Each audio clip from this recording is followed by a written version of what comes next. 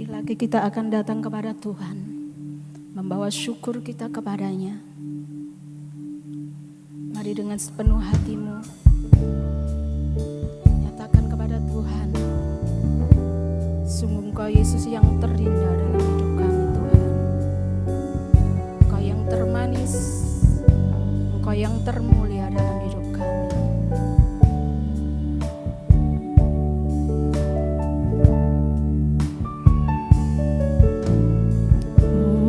Datang dengan syukurku, membawa kerinduanku, Yesus, ingin ku menyenangkanmu.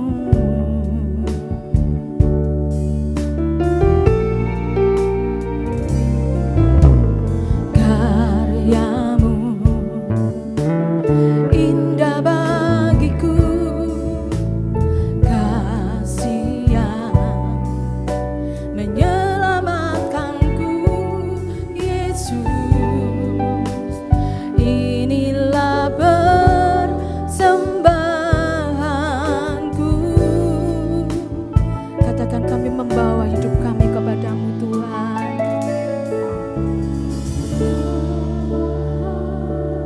Sebagai persembahan di hadapan kudus-Mu Tuhan.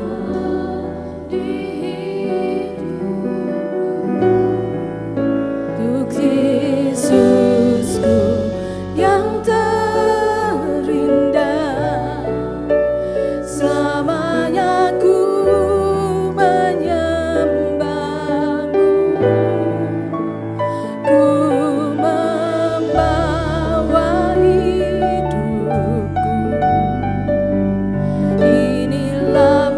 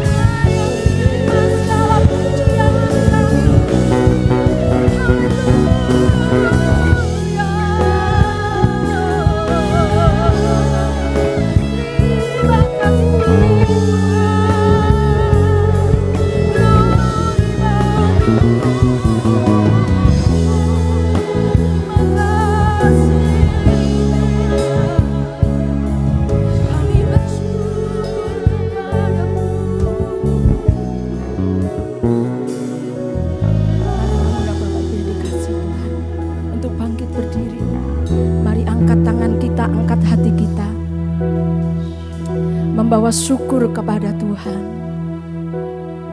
Katakan bersama dengan saya, terpujilah Tuhan Yesus, ditinggikan di atas pujian,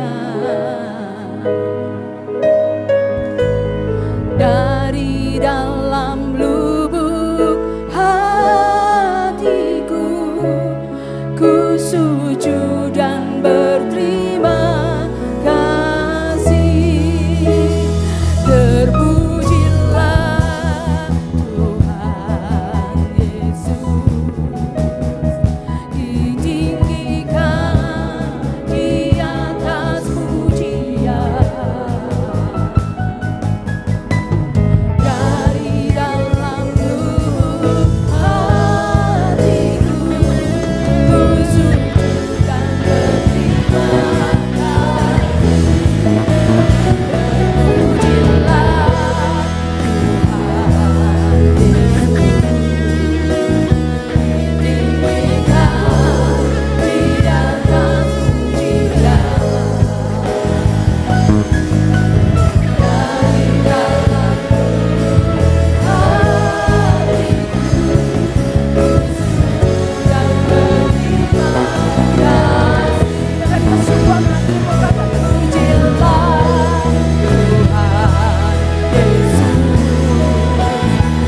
ditinggikan di atas pujian, dari dalam lubuk hatiku ku sujud dan berterima kasih.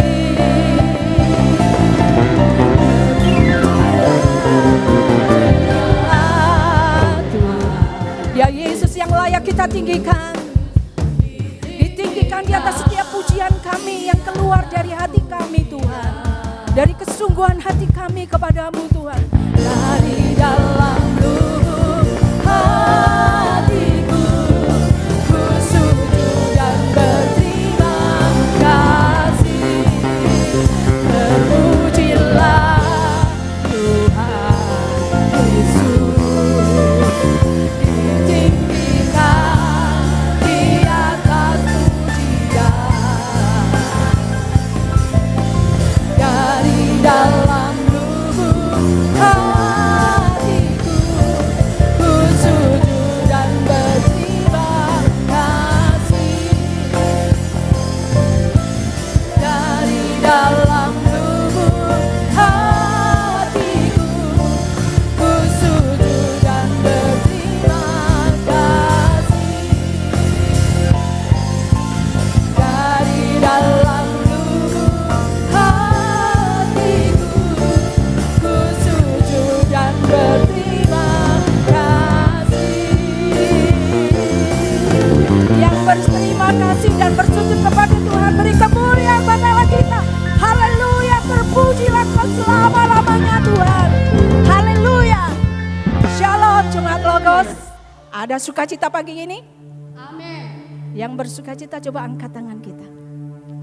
Kecaplah dan lihatlah betapa Tuhan itu baik dalam hidup kita. Amin. Amin. Amin. Yang percaya Tuhan baik, mari kita bersorak-sorai. Dia Allah yang kita sembah, layak menerima segala pujian kita. Haleluya.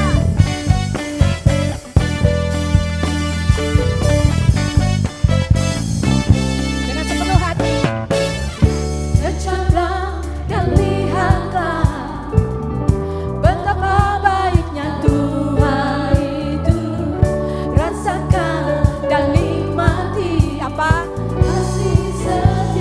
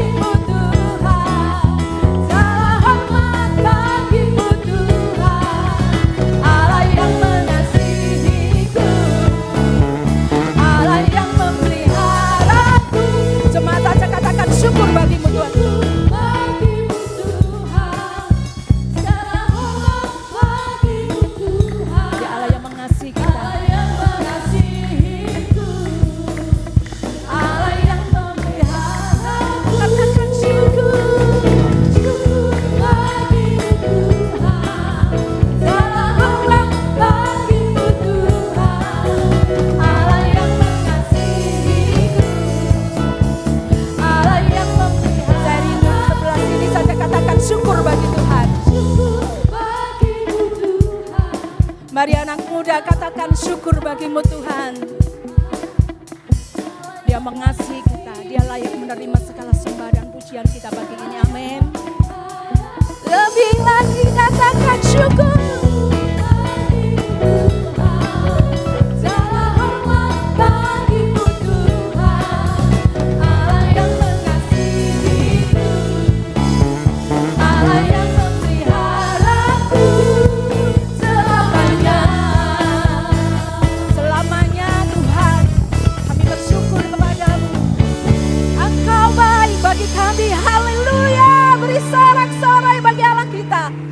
Silakan duduk Bapak Ibu yang dikasihi Tuhan. Baik, tiba saatnya kita akan mendengarkan firman Tuhan. Kasih-Nya sungguh tak terbatas dalam hidup kita. Amin.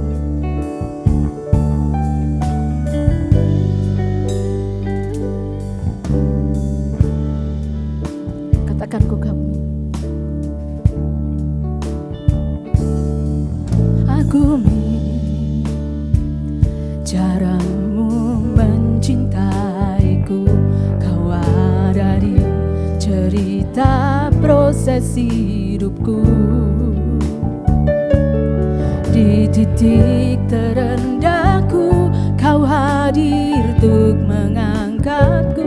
Ku tahu kau tak menyerah akan hidupku. Ku mencintaiku, kau ada di cerita proses hidupku.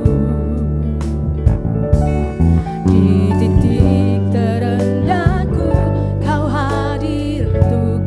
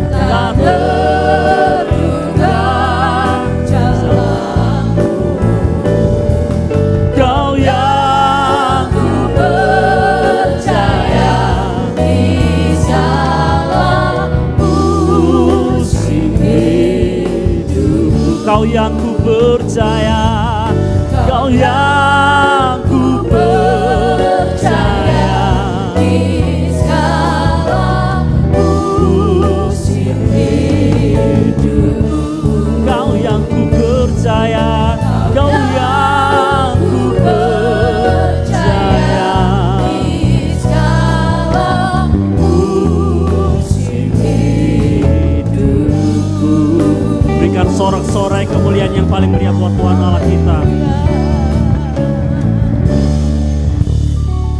Segala puji, hormat, syukur, kemuliaan hanya bagi kemuliaan-Mu, ya Allah Bapa kami yang bertata di kerajaan surga, yang kami panggil, kami kenal dalam nama anak-Mu yang tunggal, Tuhan Yesus Kristus.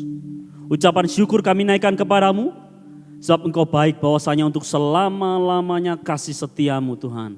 Terima kasih kami boleh menikmati satu perjumpaan secara pribadi dengan Engkau melalui puji-pujian. Kami rindu, kami disegarkan, dikuatkan, dihibur, ditegur oleh kebenaran firman-Mu. Hamba-Mu tahu hamba-Mu penuh keterbatasan kelemahan Engkau. Allah yang tidak terbatas, Engkau sanggup singkapkan, bukakan rahasia kebenaran firman-Mu. Baik bagi hamba-Mu maupun bagi kami semua yang di tempat ini. Urapi kami sekalian dengan kuasa urapan Roh Kudus-Mu. Kami bebaskan Roh-Mu bekerja di tengah-tengah kami, menjangkau setiap kami. Tidak ada satupun di antara kami yang terlewatkan dalam lawatan Tuhan. Semuanya dijamah, dilawat dan diberkati oleh Tuhan. Di dalam berkat nama Tuhan Yesus Kristus, kami sambut benih kebenaran firman-Mu. Haleluya. Amin. Puji Tuhan. Shalom Bapak Ibu Saudara sekalian. Ya, silakan duduk. Apa kabarnya hari ini? Ya, puji Tuhan. Tuhan Yesus baik. Amin. Ya, kita akan sama-sama belajar kebenaran firman Tuhan hari ini, yang saya beri judul kebenaran firman Tuhan hari ini, yang yaitu upward calling, ya, atau panggilan surgawi. Tentu ayat yang sudah tidak asing lagi bagi kita terdapat di dalam Filipi pasal yang ketiga. Filipi pasal 3, kita akan membaca mulai ayat yang ke-12 saja ya, 12 hingga ayat yang ke-14. Filipi pasal 3 ayat yang ke-12 hingga ayat yang ke-14. Yang sudah dapat boleh katakan amin. Saya akan bacakan untuk kita semua, demikian bunyi kebenaran firman Tuhan. Bukan seolah-olah aku telah memperoleh hal ini atau telah sempurna, melainkan aku mengejarnya kalau aku dapat juga menangkapnya, karena aku pun telah ditangkap oleh Kristus Yesus. Saudara-saudara, aku sendiri tidak menganggap bahwa aku telah menangkapnya, tetapi inilah yang kulakukan. Aku melupakan apa yang telah di belakangku dan mengarahkan diri kepada apa yang di hadapanku dan berlari-lari kepada tujuan untuk memperoleh hadiah, yaitu panggilan surgawi dari Allah dalam Kristus Yesus. Ya, kembali ke slide PPT saya. Baik, perhatikan. Next. Ada begitu banyak analogi-analogi atau next. Sekali lagi, metafor-metafor yang dipergunakan oleh Alkitab yang menggambarkan antara hubungan kita dengan Allah atau hubungan kita dengan Yesus Kristus. Ada begitu banyak. Gembala dengan domba. Mempelai pria dengan mempelai wanita. Apalagi? Banyak sekali olahraga ya, kemudian komandan dengan pasukannya dan lain sebagainya. Itulah gambaran-gambaran dari orang percaya dalam kehidupan kekristenan kita. Dan hari ini kita belajar dari satu teks kebenaran firman Tuhan, dari perkataan firman Tuhan yang tanpa salah, perkataan firman Tuhan yang tidak dapat keliru, dari seorang Rasul Paulus kepada kita semua, bahwa gambaran dari kehidupan Kristen kita adalah sama seperti seorang pelari dalam gelanggang pertandingan. Dan hari ini Paulus mengatakan kepada kita semua bahwa aku tidak menganggapnya bahwa aku telah menangkapnya. Apa sih yang ditangkap oleh Rasul Paulus? Apa yang dikejar oleh Rasul Paulus? Sehingga dia mengatakan bahwa aku hari ini belum menangkapnya. Bukankah Rasul Paulus di jalan di Emos, bukankah waktu di jalan menuju ke Damsyik, waktu dia dengan surat kuasa penuh dari imam-imam kepala, dari mahkamah agama, dia mau membunuh pengikut jalan Tuhan atau orang-orang Kristen pada waktu itu. Bukankah Yesus sudah menjumpai dia dan kemudian dia sudah menikmati keselamatan itu. Tapi mengapa di dalam teks ini dia mengatakan, aku sendiri tidak menganggap bahwa aku telah menangkapnya, aku telah memperolehnya. Ini namanya kalau dalam bahasa teologi already but not yet. Dia sudah menerimanya tapi untuk kepenuhannya belum. Lalu apa yang dikejar oleh Rasul Paulus? Apa yang mau ditangkap oleh Rasul Paulus? Yang mau ditangkap dan dikejar oleh Rasul Paulus adalah Yesus Kristus. Pertanyaannya, apa yang kita kejar dan apa yang mau kita tangkap? ketika kita masih diberikan nafas kehidupan oleh Tuhan Allah. Ini yang dinamakan already but not yet. Ya, dia sudah menikmati keselamatan dalam Yesus Kristus. Tetapi untuk kepenuhan dia mengenal Yesus Kristus dengan sempurna, itu belum. Tapi untuk mengikuti Kristus menjadi serupa dengan Kristus dalam segala sesuatu belum dinikmati oleh Rasul Paulus. Maka kalau Rasul Paulus belum menikmati itu semua, maka saya pastikan Anda dan saya juga belum menikmati pengenalan akan Kristus yang sempurna dan juga keserupaan dengan Kristus. Nah, hari ini tema kita adalah upward calling atau panggilan surgawi. Apa yang dimaksud dengan panggilan surgawi di dalam teks ini? Ini bukan berbicara mengenai panggilan waktu Anda diselamatkan. Ini bukan berbicara panggilan awal waktu Anda dipanggil oleh Yesus Kristus untuk menikmati keselamatan dalam Kristus Yesus. Ini bukan juga mengenai panggilan pelayanan Anda di dalam Kristus Yesus. Tetapi ini berbicara setelah kita mengikuti pertandingan, setelah kita berlari sedemikian rupa, terburu-buru, tergopoh-gopoh sedemikian rupa, artinya ini merupakan sesuatu yang urgensi, ada hasil atau ada upah yang akan kita nikmati bersama-sama, yaitu panggilan Allah dalam Kristus Yesus. Dan kata Rasul Paulus, mataku terus memandang ke sana, aku terus memandang ke depan, yaitu panggilan Allah di dalam Kristus Yesus. Apa panggilan Allah dalam Kristus Yesus itu? Ada beberapa hal untuk mencapai step itu, dan saya mencatat ada 4 hal yang dijelaskan oleh Rasul Paulus, mulai dari ayat yang ke-8 hingga ayat yang ke-11, yaitu memperoleh Kristus. Ayat yang ke-8, kata Rasul Paulus, ketika aku memperoleh Kristus, maka aku melepaskan semuanya, apa yang tadinya merupakan kebanggaan-kebanggaanku, tidak peduli apa masa lalu Anda dan saya, Bapak. Masa lalu Anda baik, masa lalu Anda keren, masa lalu Anda menurut sudut pandang dunia tidak ada cacat celah, ya itu baik, puji Tuhan. Tapi kalaupun masa lalu kita itu masa lalu yang mungkin bagi dunia itu sebuah aib, itu juga tidak dipedulikan dalam teks ini. Kenapa? Karena waktu mengenal Yesus Kristus, semua yang ada di belakang itu kata Paulus, aku melepaskan semuanya itu. Supaya aku dapat memperoleh Kristus. Kita tidak bisa menggapai Kristus, tapi sekaligus memegang dunia ini. Kita harus memilih antara apakah engkau mau memperoleh dunia ini atau memperoleh Kristus. Apakah engkau mau memperoleh dengan segala keahlianmu, dengan segala skill talenta yang kita miliki, bakat yang kita miliki, ataukah kita menggantungkan semuanya kepada Tuhan. Kita tidak bisa memilih kedua-duanya. Maka Paulus melepaskan semuanya itu. Yang tadinya dia mengatakan, aku dari suku Benyamin. Aku orang Farisi. Tentang melaksanakan hukum Taurat, tidak ada cacat celah, artinya sempurna semuanya. Tapi waktu dia mengatakan bahwa dia sedang sempurna, itu artinya dia sedang membanggakan, dia sedang menyombongkan dirinya bahwa saya bisa mencapai semua ini di luar Allah atau tanpa Allah. Tapi waktu dia mengenal Yesus Kristus, waktu dia dipanggil oleh Kristus di jalan menuju ke Damsyik, maka disitulah perubahan hidup totalitas, perubahan hidup yang radikal dari seorang Rasul Paulus, bahwa sekarang yang tadinya merupakan kebanggaan bagi aku, sekarang ku lepaskan. Dan Paulus mengatakan, semua itu ku anggap sampah. Nah, bahasa Indonesia, terjemahan baru 1 maupun terjemahan baru 2 itu agak memperhalus kata itu. Sebetulnya kata itu kalau dalam bahasa Yunani artinya skubala, Bapak Ibu. Skubala itu artinya yang saya gambar di sana itu, yang di pojok itu, Bapak Ibu. Maaf ya. Skubala itu artinya pup yang Anda dan saya keluarkan tiap pagi dan sore ketika Anda pergi ke water closet, WC. Yes. Semua kebanggaan-kebanggaan masa lalu yang diperoleh oleh Rasul Paulus dan itu diperoleh di luar Kristus, sekarang bagi Paulus hanyalah dianggap sebagai kotoran manusia yang bahkan tidak berarti apa-apa, tidak bernilai apa-apa di mata Rasul Paulus. Kenapa? Yang penting saya memperoleh Kristus. Yang kedua, next.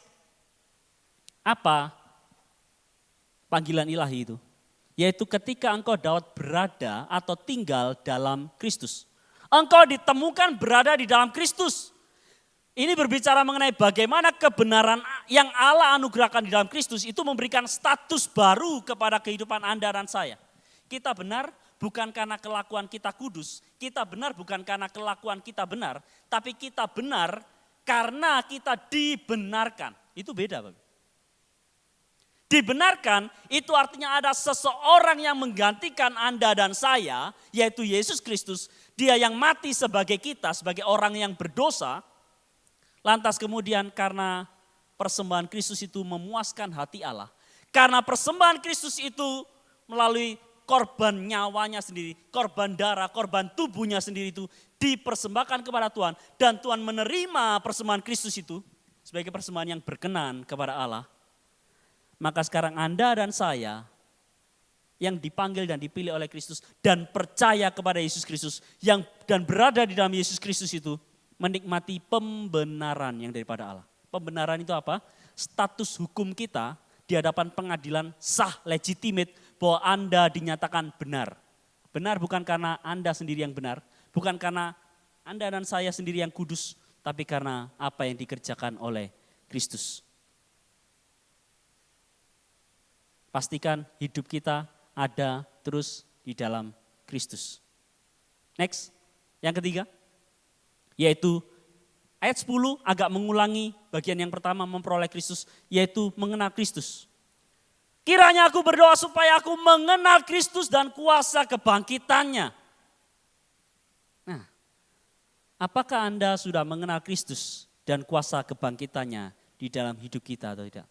Aku mengambil bagian di dalam penderitaan Kristus. Aku mengambil bagian di dalam kematian Kristus. Artinya engkau siap untuk menderita bersama-sama dengan Kristus.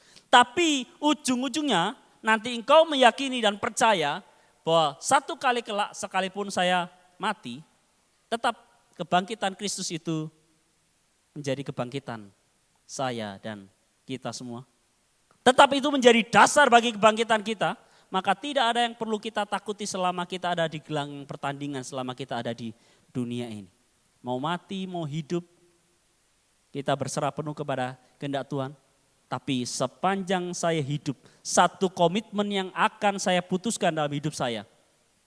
Enggak kenal presiden enggak apa-apa. Ya.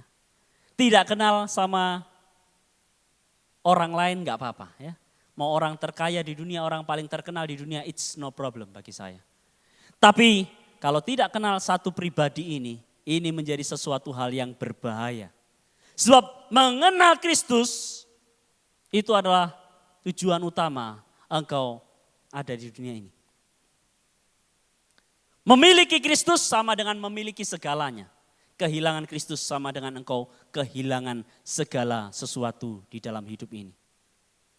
Maka pastikan hidup kita itu mengenal Kristus dan kuasa kebangkitannya. Next, yang terakhir yang keempat, engkau menikmati persekutuan dengan Kristus. Bersekutu itu artinya bukan cuma kumpul-kumpul Bapak Ibu ya. Nah ini ada satu kesalahan dari banyak gereja yang karena ada 3 tugas gereja ya, yang paling umum. Sebetulnya kalau saya mungkin 5 ya, tapi oke lah yang paling umum yang diajarkan di sekolah-sekolah biasanya 3. Marturia, diakonia, koinonia. Sebetulnya masih ada latreia sama satu lagi kerugma ya. Maksudnya adalah kita memproklamirkan, memberitakan Injil. Ya. Bukan cuma marturia bersaksi, tapi kita memberitakan, proclaiming kemenangan itu. Dan latreia artinya kita beribadah. Bersekutu kumpul-kumpul. Itu yang dipandangkan orang. Yang penting saya kumpul-kumpul, yang penting saya ya kemudian biasanya diakhiri dengan foto-foto dan makan-makan.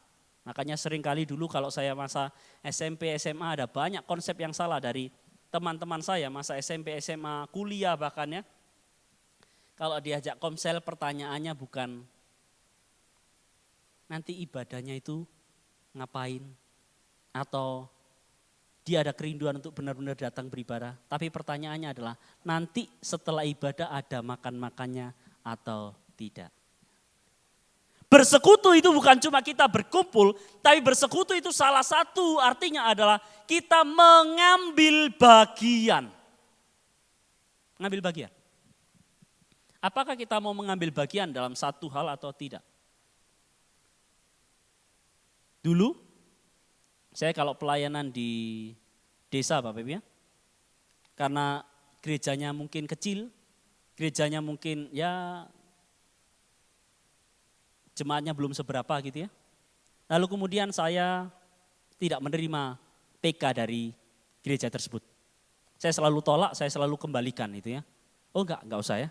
Lalu kemudian saya ditegur sama senior hamba Tuhan saya dan saya dikatakan sombong kamu ya. Saya dikatakan saya sombong. Dan saya introspeksi, enggak.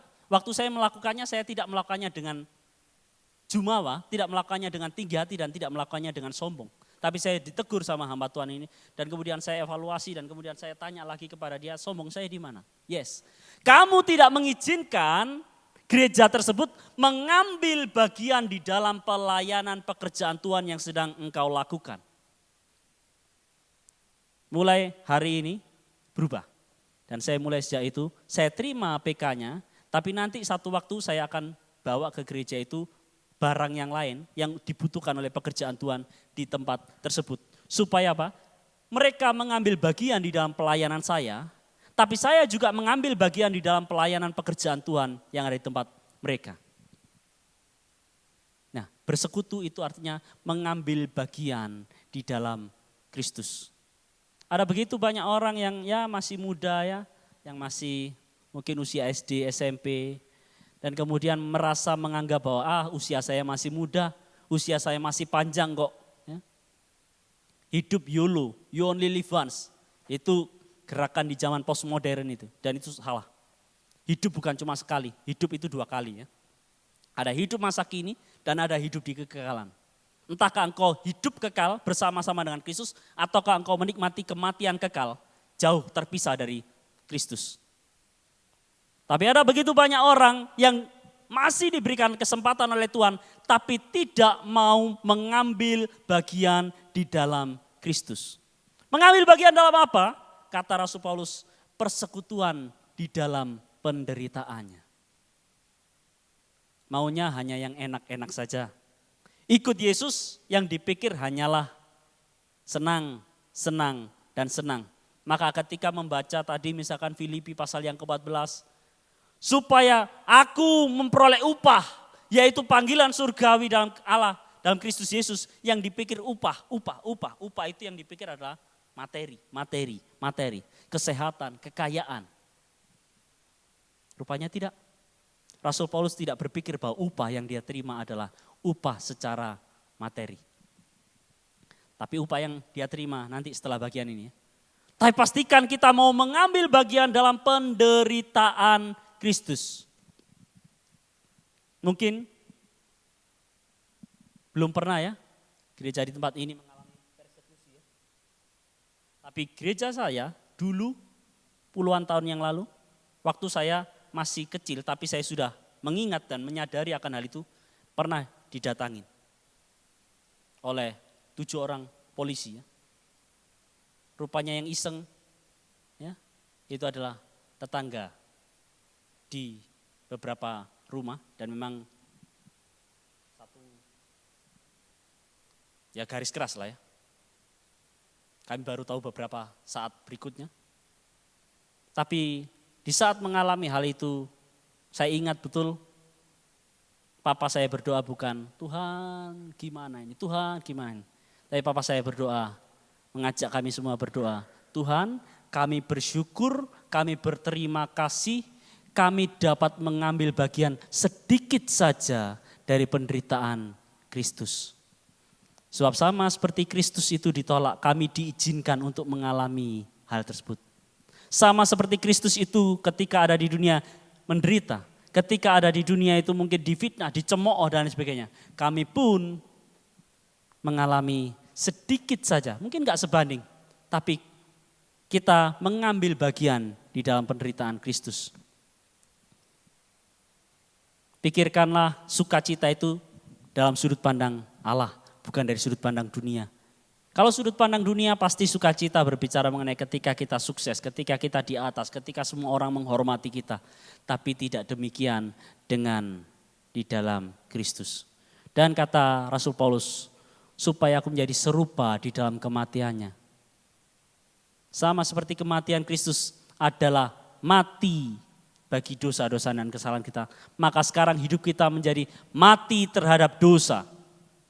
Membuang semua manusia lama kita, membuang semua kedagingan kita selama kita ada di dalam gelanggang pertandingan. Mati terhadap dosa. Emangnya orang mati bisa respon Bapak Ibu ya? Waktu Bapak Ibu, ya itu ada di India sih Bapak Ibu ya. Mungkin dia disingkirkan sama keluarganya beberapa saat yang lalu ya. Rupanya dia masih hidup Bapak Ibu. Dimasukkan di dalam peti, petinya sudah dikunci. Rupanya kok ada yang gedor-gedor dari dalam ya. Kemudian pengurus jenazah itu keheranan, kenapa kok peti ini ada yang ngetok-ngetok dari dalamnya. Rupanya orang yang ada di dalam itu betul-betul sudah tua renta dan kemudian dia masih bisa bergerak dan masih bisa bernafas. Entah itu mati suri lalu kemudian sama keluarganya sengaja dikunci. Tapi orang mati itu tidak respon. Mau Anda ajak bicara, mau digoda-goda dengan cara apapun, orang yang mati itu sudah tidak lagi memberikan respon. Dan marilah kita mati terhadap dosa, tapi kita hidup bagi Allah. Tadinya kita hidup bagi dosa dan mati terhadap Allah. Tadinya kita hidup bagi dosa. Kita totalitas penuh hidup kita kerjakan untuk dosa. All out kita kerjakan untuk dosa-dosa dan kesalahan kita. All out kita kerjakan untuk kedagingan kita. All out kita kerjakan untuk memuaskan keinginan-keinginan dan hawa nafsu kita. Tapi repotnya, mengapa banyak orang menjadi orang Kristen setelah dia dibebaskan dari dosa-dosanya, yang tadinya all out bagi dosa-dosanya, sekarang ketika hidup dalam Kristus, dia tidak lagi menjadi all out untuk Kristus. Setengah-setengah untuk Kristus, mulai hitung-hitungan untuk Kristus. Tidak bisa mendisiplin kerohaniannya di dalam Kristus ya. Ada begitu banyak dialogismun di Filipi pasal 2 ayat yang ke-13 itu disebutkan jangan dialogismun. Ojo kakean alasan itu kalau bahasa Jawanya. Ojo kakean alasan. Disuruh datang ke gereja, hujan Pak ya. Disuruh melayani Tuhan, suara saya enggak sebagus WL yang lain Pak ya. Disuruh untuk mengajar sekolah minggu, oh nanti saja ya, nanti setelah saya umur 30, 40 tahun saya akan ngajar sekolah minggu. Disuruh untuk melakukan ini, melakukan itu, tidak mau ambil bagian. Mengapa? Ya ada begitu banyak faktor ya, gak punya waktu, terlalu banyak alasan. Sayangnya, mengapa waktu dulu kita bisa all out untuk dosa-dosa kita. Tapi sekarang kita tidak bisa mati terhadap dosa kita. Kita masih menyayangi dosa-dosa favorit kita. Masing-masing orang punya dosa-dosa favorit. Dan begitu mencengangkan akhir-akhir ini kalau Bapak Ibu tahu ya. 2 tahun yang lalu ada seorang pendeta yang begitu besar, dia dijuluki sebagai singa mimbar. Bagi pakar dunia. Bagi teolog dunia, dia dianggap sebagai singa mimbar.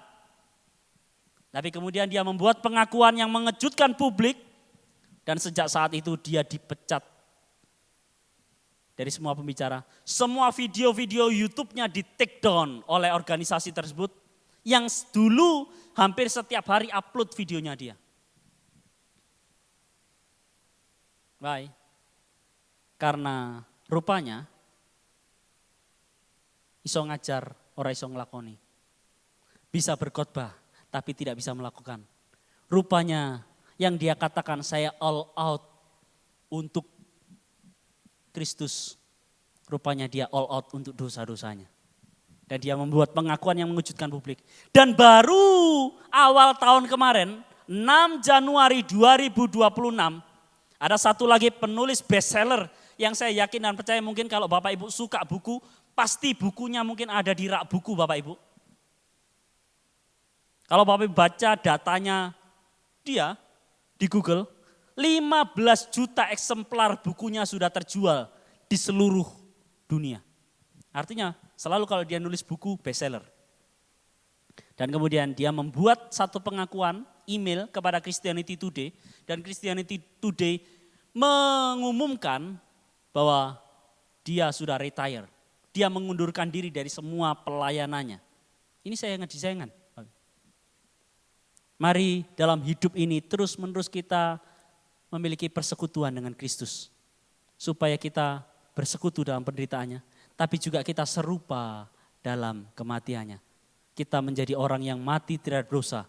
Tapi kita sekarang all out untuk Kristus. Totalitas kita tidak pernah hitung-hitungan untuk Kristus. Maka next. Apa itu upward calling? Apa yang dikejar oleh Paulus? Yang menjadi upah setelah dia melayani, yaitu hidup Kristus sendiri. Yes, itulah yang menjadi upah kita. Waktu kita bisa mengenal dia, berhadapan muka dengan dia. Waktu kita dapat memandang Kristus, waktu kita berjumpa dengan Kristus, itulah upah hadiah Anda dan saya. Amin. Anggaplah itu menjadi upah, hadiah Anda. Ini saya heran ya, sama Rasul Paulus ini. Hidupnya itu betul-betul digerakkan oleh Injil. Hidupnya itu betul-betul terarah dan digerakkan oleh Kristus. Dia memulai pelayanannya dengan panggilan ilahi. Track pelayanannya adalah kehendak Allah. Tenaga, daya pelayanannya adalah Injil Kristus. Kekuatan pelayanannya adalah Roh Kudus. Bahan bakar pelayanannya adalah karena dia terus-menerus mengarahkan matanya, mengarahkan pandangannya kepada Kristus. Aturan-aturannya ditaati dengan jelas sesuai dengan firman Tuhan. Dan dia tahu upahnya, yaitu panggilan Allah dalam Kristus Yesus. Yaitu apa? Keseluruhan proses keselamatan yang berpuncak pada pengenalan yang hakiki dengan Kristus. Pengenalan yang sempurna dengan Kristus. Perjumpaan dengan Kristus. Dan keserupaan dengan Kristus dalam segala sesuatu. Tujuan kita hidup ini bukan stagnan. Ya ada kalanya mungkin kita jalan di tempat. Tapi tujuan hidup kita adalah semakin maju, semakin meningkat. Semakin maju, semakin meningkat. Supaya apa? Kita menjadi semakin dewasa setiap hari. Evaluasi di akhir tahun 2025 kemarin, apakah tahun 2025 kehidupan kita lebih baik daripada 2024? Awal 2026 ini, apakah kehidupan kita lebih baik daripada 2025? Apakah tingkat kedewasaan dan pertumbuhan rohani kita itu lebih baik daripada hari sebelumnya? Dan marilah kita terus-menerus meningkat dalam pertumbuhan kita, supaya kita semakin lama, semakin kita serupa dengan Kristus. Maka next, apakah Kristus itu menjadi prioritasmu? Atau apakah prioritas hidup kita? Sebab prioritas hidup kita menentukan kualitas kekristenan kita. Kalau prioritas kita adalah Kristus, maka kita akan menjadi orang-orang yang berkualitas. Kalau prioritas kita adalah Injil Kristus, dan hidup kita digerakkan oleh Injil Kristus, maka kualitas hidup kita adalah kualitas yang luar biasa. Bukan hanya di hadapan manusia, tapi juga di hadapan Tuhan. Maka caranya gimana untuk kita hidup memperoleh upward calling daripada Tuhan itu? Next, yaitu yang pertama, next. Milikilah penilaian yang proper, milikilah penilaian yang benar. Rasul Paulus dalam hal ini dia memiliki penilaian yang benar. Ayat 12 diulang dalam ayat 13 dan ini merupakan sebuah paralelisme.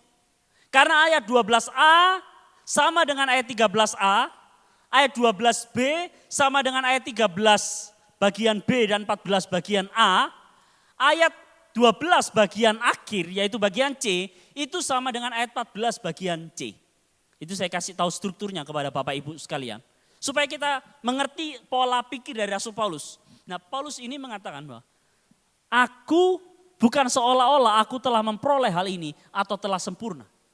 Saudara-saudara aku sendiri tidak menganggap bahwa aku telah menangkapnya. Dua kalimat ini menunjuk kepada satu maksud yang sama. Yaitu waktu dulu Sebelum Paulus mengenal Kristus, dia menjadi orang yang perfeksionisme. Isme ya. Isme itu berarti satu keyakinan, satu aliran tertentu yang saya dapat mencapai kesempurnaan dengan usaha saya. Saya dapat mencapai kesempurnaan dengan segala apapun daya upaya yang saya kerjakan. Tapi rupanya perubahan itu luar biasa dalam kehidupan Rasul Paulus. Ketika dia ada dalam Kristus, dia memiliki assessment yang benar. Mari kita evaluasi hidup kita baik-baik dalam hidup ini. Jangan kita menipu diri, jangan kita membohongi diri. Mungkin kita bisa menipu orang lain, tapi kita tak dapat menipu diri sendiri dan tak dapat menipu Tuhan. Kita sendiri yang tahu kehidupan kita. Dan Rasul Paulus menyadari, ya saya sudah diselamatkan dalam Kristus Yesus. Saya memang sudah melayani dia, tapi saya belum memperoleh semua hal ini. Saya belum sempurna dalam semua hal ini. Saya belum sempurna dalam pengenalan saya akan Kristus. Kristus itu begitu dalam dan begitu luar biasa. Sampai akhir masa hidup kita, mungkin kita tidak akan pernah mencapai pengenalan akan Kristus itu secara sempurna. Kecuali nanti waktu perfected sanctification. Waktu kita menikmati ultimate sanctification. Barulah kita mengenal dia dengan pengenalan yang sempurna. Tapi kita terus-menerus berjuang untuk hal itu. Kita terus-menerus bergerak untuk hal itu. Kita memang belum mencapai sempurna. Kristus itu sama dengan firman Tuhan. Mau dikenali dengan dangkal bisa, mau dikenali dengan dalam sangat-sangat bisa. Kristus dan firman Tuhan yang tertulis itu sama-sama. Itu bagaikan kolam ikan yang dangkal sampai-sampai anak saya, Liora yang baru usia 7 bulan gak akan tenggelam ketika ada di dalamnya. Tapi firman Tuhan dan kehidupan Kristus itu begitu dalam sampai-sampai kapal selam yang paling handal sekalipun tidak akan pernah mencapai dasarnya. Itulah kehidupan Kristus. Tapi kita mau terus-menerus dalam hidup ini mendalami, mengenal jauh lebih dalam akan Kristus. Dan ini membutuhkan kedisiplinan rohani. Baca firman Tuhan, berdoa, memohon tuntunan daripada Tuhan, memohon iluminasi pencerahan daripada Allah Roh Kudus. Ini butuh kedisiplinan. Tanpa kedisiplinan kita tidak bisa mencapai hal itu. Tidak bisa. Sediakan waktu kita untuk kita mau mengenal akan dia. Having a proper assessment. Milikilah penilaian yang benar terhadap diri kita. Kalau Paulus belum mencapai hal itu, pasti saya jamin semua orang di dunia ini juga belum mencapai.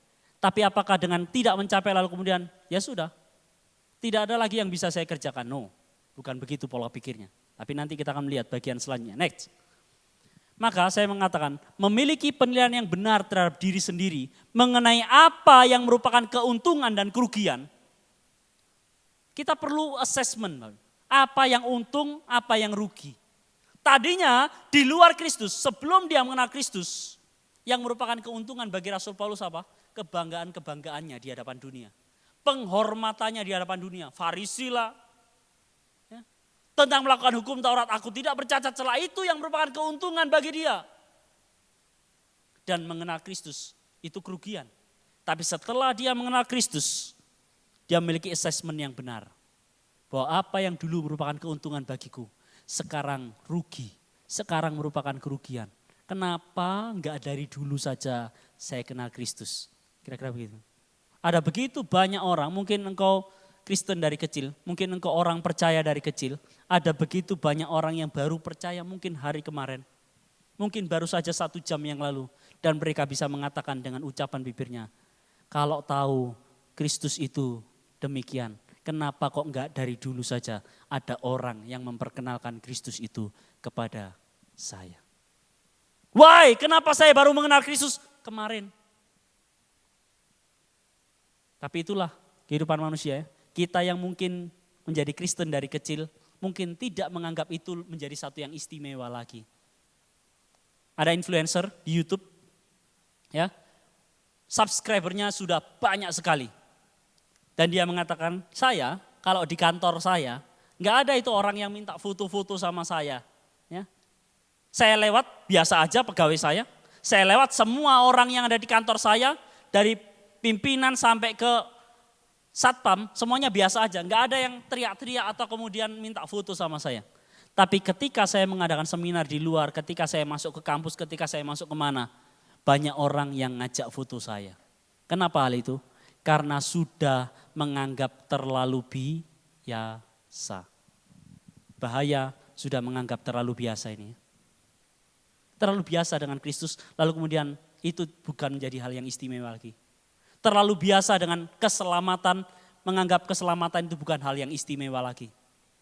Menganggap biasa anugerah Allah, maka anugerah Allah itu bukan menjadi hal yang istimewa lagi. Itu yang menjadi berbahaya. Dan Paulus memiliki hal yang baik dalam dirinya. Waktu dia memiliki assessment yang benar, dia tidak berpuas diri. Jangan cepat berpuas diri.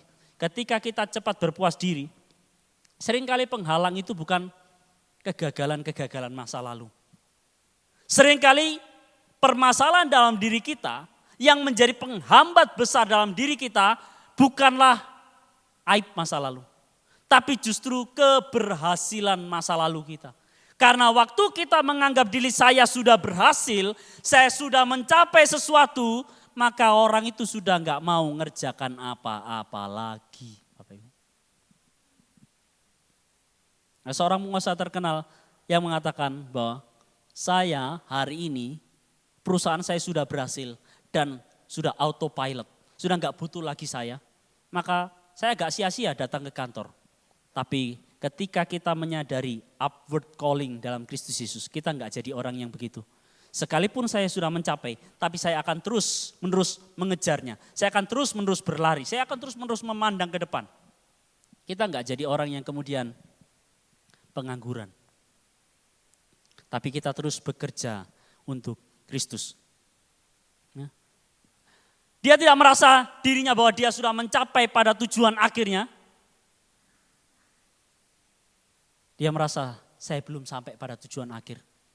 Saya masih perlu mengejar, mengarahkan hidup saya pada upward calling itu, pada panggilan surgawi, yaitu pengenalan yang tajam, pengenalan yang dalam, pengenalan yang sempurna akan Kristus dan kesempurnaan dengan Kristus. Anda dan saya dipanggil untuk serupa dengan Kristus.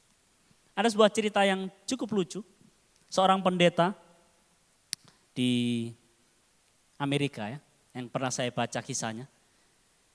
Dia bercerita di dalam khotbahnya, dia sering mengulang-ulang di dalam memimpin rapat di tengah-tengah majelis dan kemudian para pelayan-pelayan Tuhan di gereja itu.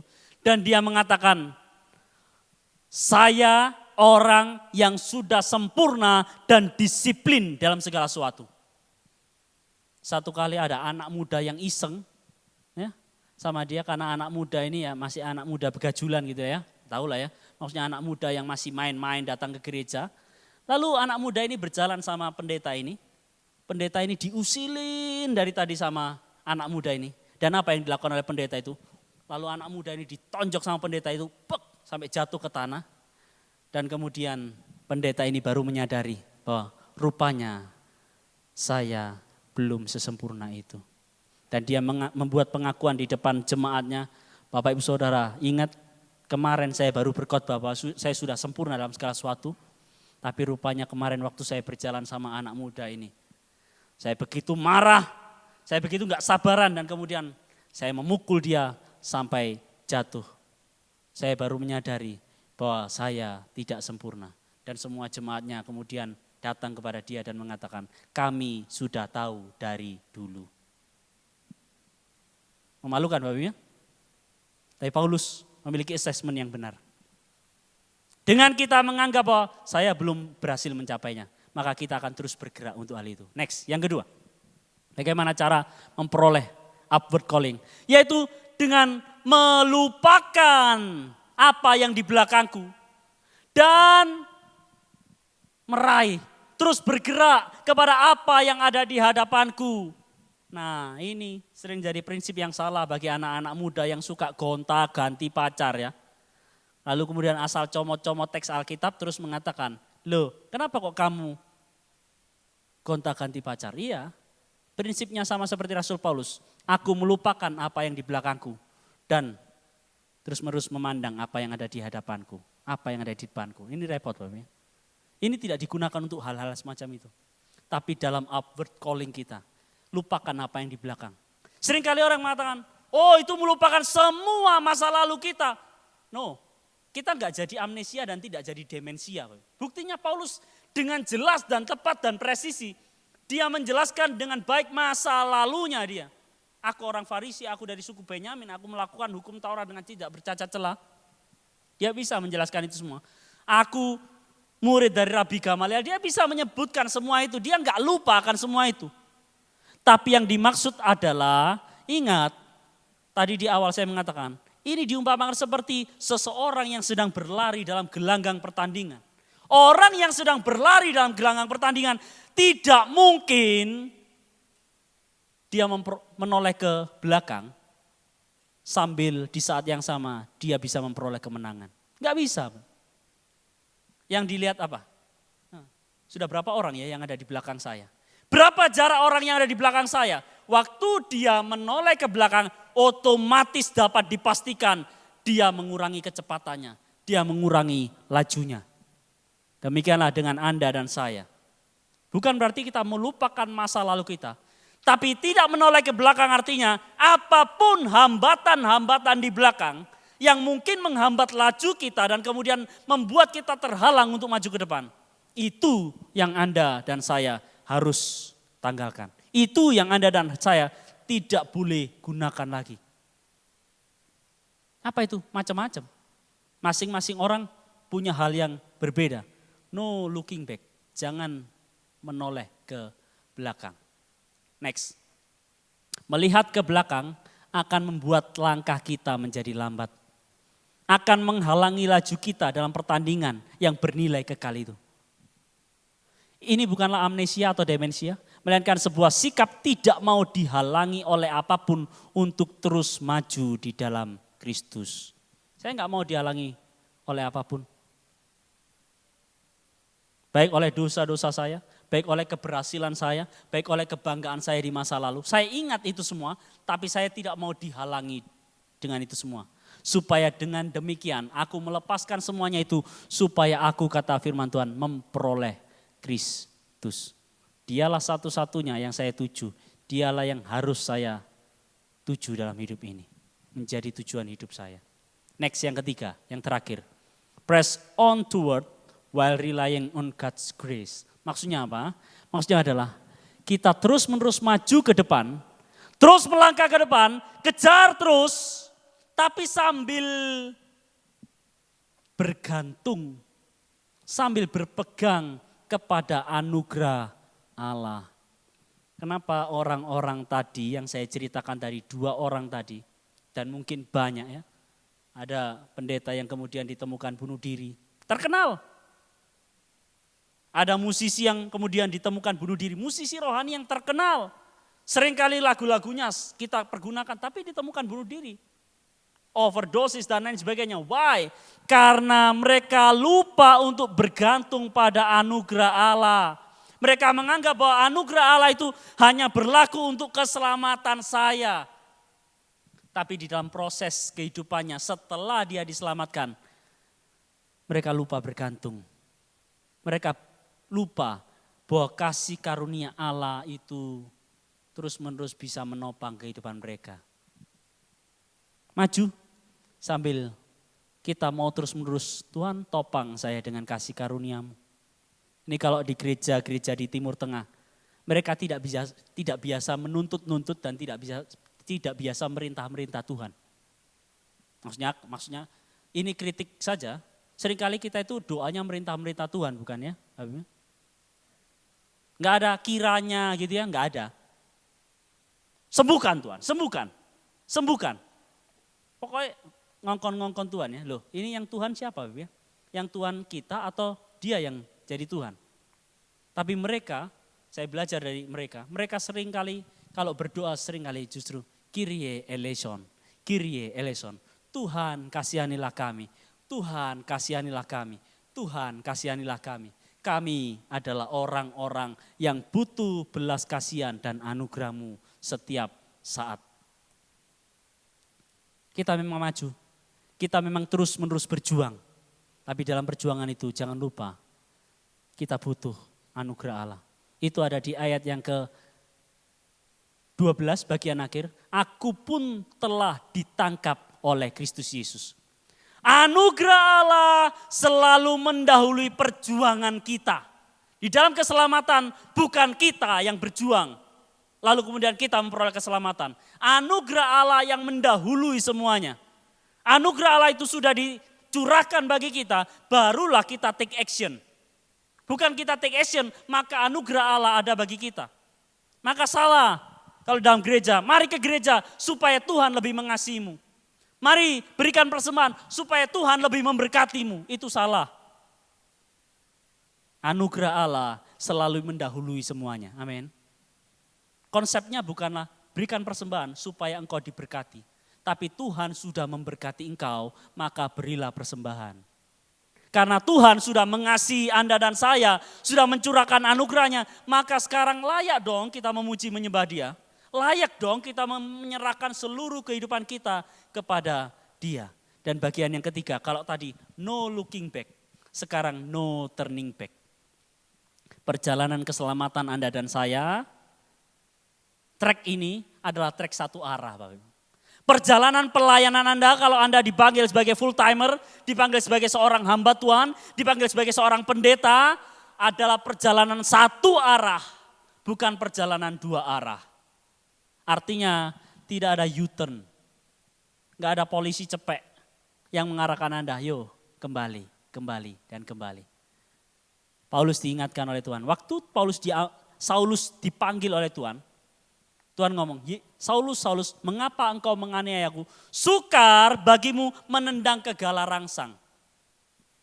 Galarangsang itu tanaman berduri yang ditaruh di belakangnya sapi, lembu, waktu lembu itu membajak sawah. Dan itu tanaman itu tertanam di sekitar daerah sungai, bisa sungai-sungai yang ada di Timur Tengah. Dimanfaatkan oleh petani untuk membantu, menjadi tools atau alat bantu untuk menjadi rangsangan bagi sapi. Supaya lembu itu terus-menerus berjalan ke depan, maka perlu yang namanya galarangsang. Maka kalau lembu itu kemudian mau putus asa atau kemudian dia mau mundur ke belakang, dia akan menendang ke belakang dan kakinya akan terluka sendiri terkena galarangsang. Tidak ada pilihan lain, dia harus berjalan lurus dan berjalan maju ke depan sesuai dengan arahan dari kusir atau petani yang ada di belakang. Maka apa maksudnya? Sukar bagimu menendang ke galarangsang.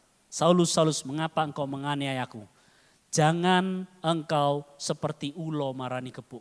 Jangan kamu seperti ular yang mendatangi pentungan. Karena kamu akan kesakitan sendiri ketika kamu melawan Dia yang berotoritas atasmu. Maka Tuhan sudah memanggil kita. Tuhan sudah memulai sesuatu hal yang baik dalam kehidupan kita. Tapi kasih karunia Allah bekerja sedemikian rupa tanpa melanggar tanggung jawab manusia. Tanggung jawab manusia next. Tanggung jawab manusia juga bekerja sedemikian rupa tanpa melanggar anugerah Allah. Tapi tentu anugerah Allah mendahului semuanya. Maka sekarang jangan kita melawan Dia yang berotoritas atas kita. Sebab perjalanan kita, trek kita dalam panggilan upward calling ini adalah panggilan satu arah, bukan panggilan dua arah.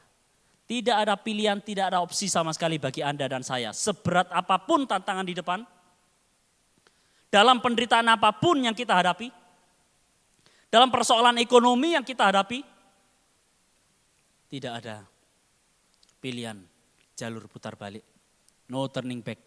Terus-menerus memandang kepada Kristus yang telah mendahului kita. Kristus yang telah maju dan kejarlah Dia, kejarlah Dia, kejarlah Dia dalam hidup ini. Maka orang yang berinjil, orang yang memiliki Injil tidak akan pernah gagal memandang Kristus dalam setiap permasalahan maupun keberhasilan di dalam hidupnya. Mau ada masalah, mau dia berhasil, mau saya gagal maupun saya berhasil. Saya tetap bisa memandang bahwa Kristus sudah ada di sana. Mempersiapkan segala sesuatunya untuk saya. Mari fokus ke depan sambil terus-menerus bergantung pada anugerah Allah. Bergantung pada anugerah Allah. Tanpa anugerah Allah, sekuat apapun kita, sehebat apapun kita, lama-lama juga akan tumbang. Tapi kalau kita bergantung pada anugerah Allah, maka kita akan terus-menerus kuat. Maupun ada masalah, tapi kata firman Tuhan dalam kitab Habakuk, Ia membentuk kakiku seperti kaki rusa dan menaiki bukit-bukit terjal. Kakinya rusa itu kecil sekali, tapi kata firman Tuhan kuat. Maka nantikanlah Tuhan, nantikanlah anugerahnya itu terus di dalam kehidupan kita. Satu kegiatan menanti yang tidak pernah membuat kita bosan. Dan hasilnya tidak pernah mengecewakan kita adalah menantikan Dia. Nah, salah satu ukuran indikator bagi gereja mula-mula di abad pertama adalah mereka semua beraktivitas, melayani sambil dengan penuh kerinduan penuh menantikan kedatangan Kristus kali yang kedua yang berjanji bagi kita sekalian. Dia yang berjanji, dia pasti akan menepatinya. Dia pasti akan datang kali yang kedua untuk menjemput saudara dan saya. Maka mari saya ajak kita semua, ya kita melayani, ya kita ada di dalam keluarga kita sebagai kepala keluarga, kita sebagai ibu rumah tangga, kita bekerja dimanapun kita sekolah, kita berada. Lakukan itu aktivitas sehari-hari kita. Sambil kita menantikan, merindukan kedatangan kekasih jiwa kita, Juru Selamat kita, Tuhan dan Allah kita, yaitu Yesus Kristus Tuhan. Saya undang pemain musik boleh maju ke depan. Kita angkat sebuah pujian sampai akhir hidupku ya.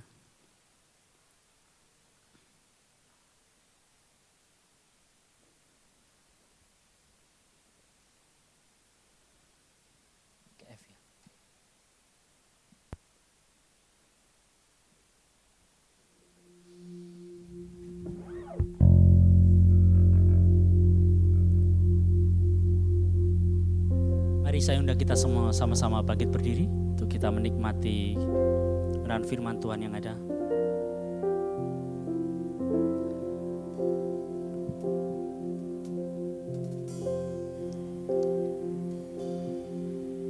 Bapa, Engkau mengenalku lebih dari siapapun. Engkau tahu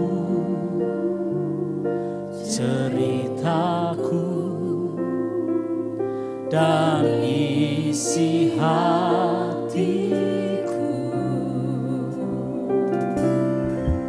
Tak peduli masa lalu,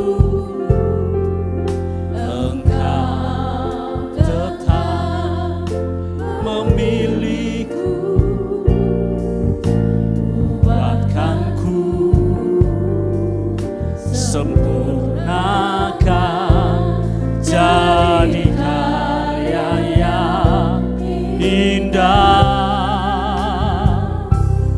Ini aku percaya, tiada yang mustahil bagimu. Kuasamu kuatkanku, dasarku berharap. Ini aku percaya pada rancanganmu bagiku. Ku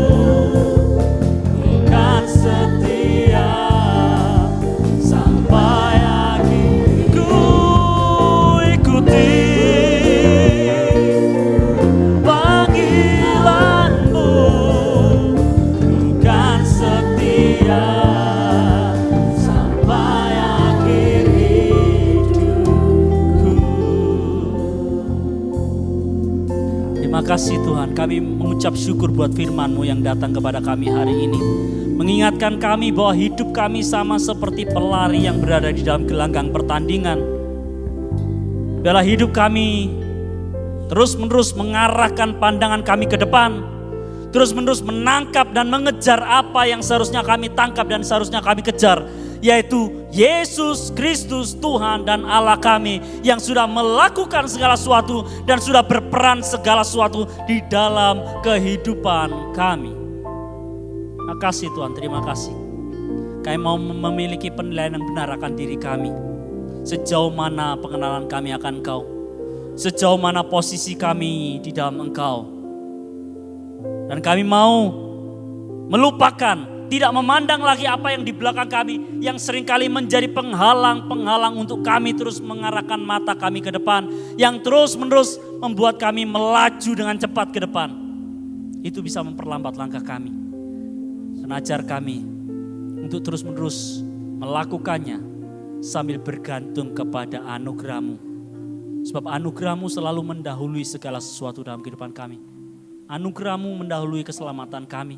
Ya, hidup kami hanya oleh karena anugerah-Mu. Kyrie eleison, Tuhan kasihanilah kami, Tuhan kasihanilah kami. Kami hanyalah umat-umat-Mu, kami hanyalah alat-alat-Mu yang terus-menerus butuh topangan anugerah-Mu. Sambil mata kami terus memandang dan merindukan kedatangan Kristus yang merupakan kekasih jiwa kami, Tuhan dan Allah kami. Terima kasih Tuhan. Ampuni kami, sucikan, kuduskan, layakan kami di hadapan Tuhan. Biarlah firman-Mu, Roh Kudus-Mu terus menerus menyempurnakan kehidupan kami. Sehingga hidup kami semakin hari semakin dibawa serupa dengan gambaran anak-Mu dalam segala sesuatu. Terima kasih dalam nama Tuhan Yesus Kristus kami berdoa dan mengucap syukur. Haleluya. Amin.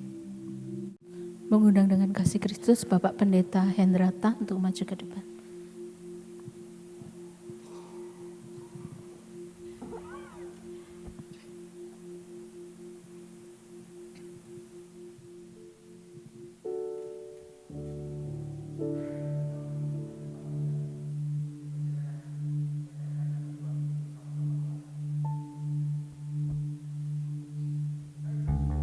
Tuhan, kalau kembali Tuhan memberi kesempatan di dalam kehidupan kami untuk merestorasi seluruh perjalanan pelayanan kami, untuk lebih fokus ke depan, untuk lebih bergantung kepadamu.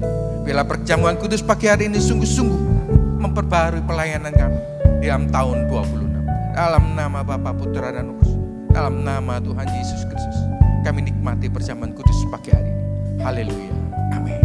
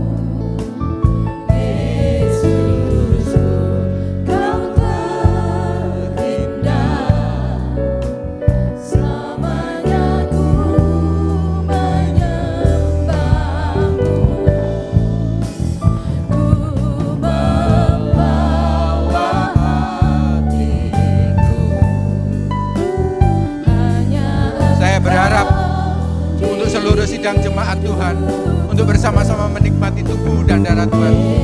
Saya undang semua sama-sama bangkit berdiri.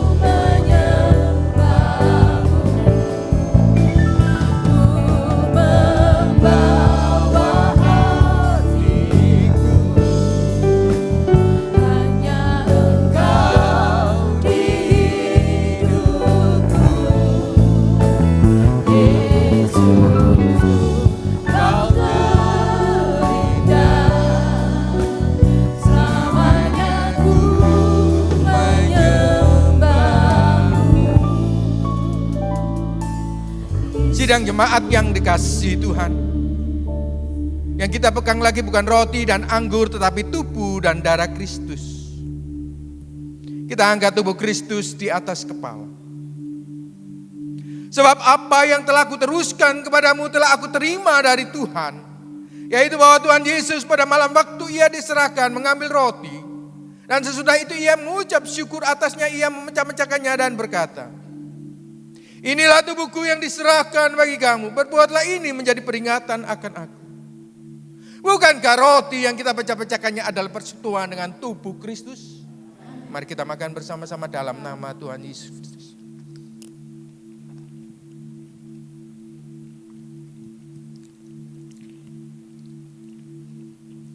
Kita angkat darah Kristus di atas kepala. Demikian juga ia mengambil cawan sesudah makan lalu berkata, cawan ini adalah perjanjian baru yang dibenteraikan oleh darahku. Perbuatlah ini setiap kali kamu meminumnya menjadi peringatan akan aku. Bukankah cawan pengucapan syukur yang atasnya kita ucapkan syukur adalah persekutuan dengan darah Kristus? Mari kita minum bersama-sama dalam nama Tuhan Yesus Kristus. Haleluya. Sebab setiap kali kamu makan roti ini dan minum cawan ini, kamu memberitakan kematian Tuhan sampai ia datang. Terima kasih Tuhan. Kalau sampai pada pagi hari ini Tuhan masih memberi kesempatan di dalam kehidupan kami untuk dapat bersekutu dengan tubuh dan darah. Ajarlah kebenaran firman-Mu itu Tuhan, sungguh-sungguh termeterai di dalam perjalanan kehidupan kami, sehingga kami terus berlari kepada panggilan surgawi dan terus bergantung kepadamu Bapa. Terima kasih Tuhan. Dalam nama Tuhan Yesus Kristus mempelai pria surgawi, kekasih jiwa kami mengucap syukur Tuhan kepadamu. Haleluya, amin.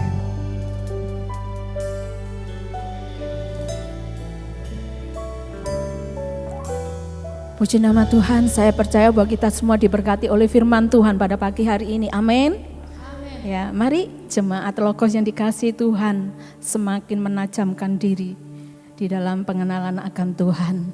Karena sungguh kalau kita punya kerinduan yang dalam semakin hari, maka kita akan dibawa kepada Tuhan. Amazing, Tuhan Yesus luar biasa.